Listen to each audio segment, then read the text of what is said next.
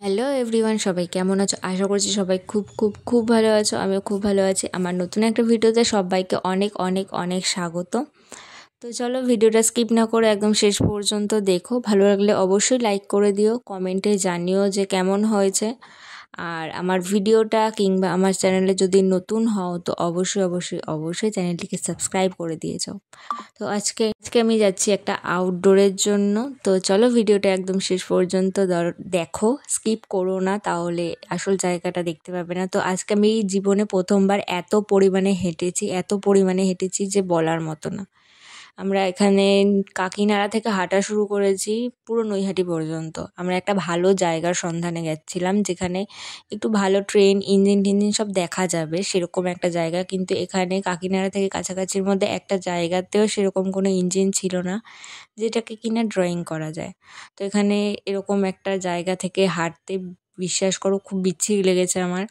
আমি কোনোদিন এইভাবে রেল লাইন ধরে হাঁটা শুরু করিনি। ট্রেন থেকে যারা যারা যাচ্ছিলো সবাই প্রায় আমাদের দিকে তাকাতে তাকাতেই যাচ্ছিলো যে এরা যাচ্ছেটাও কোথায়।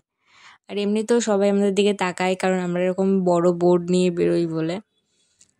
তো সেরকমই আমরা হাঁটতে হাঁটতে যাচ্ছিলাম। আর অনেকটা হেঁটে ফার্স্টে ভেবেছিলাম এই দিকে যে ইঞ্জিনটা রয়েছে এটাকে ড্রয়িং করব, কিন্তু এটা সামনেটা খুব একটা ভালো না দেখতে।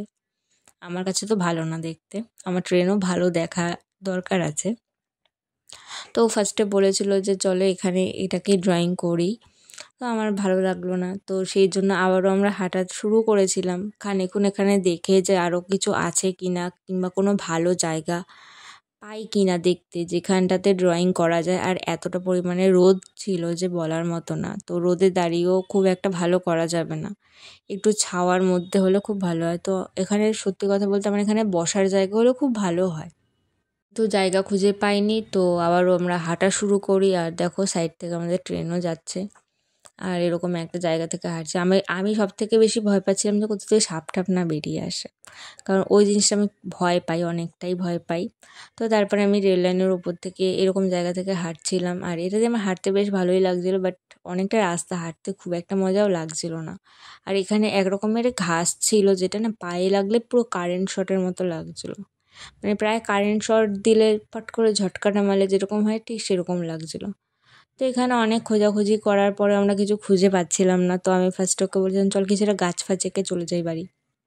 আর এই গরুটা আমাকে দেখে আমার দিকে দৌড়ে আসছিলো, কেন আমি জানি না। তো খানিকটা ভাগার মতনই দৌড়েছিলাম আমি। তো তারপরে আমরা আবারও হাঁটা শুরু করি, কারণ কোনো ইঞ্জিন নেই। অন্য সময় নাকি এখানে ভালো ইঞ্জিন থাকে, ও দেখেছে, আমি দেখিনি কোনো দিন। ও ও এইসব জায়গা খুঁজে খুঁজে নাকি দেখেছে, তো ওর ভালো লেগেছিলো।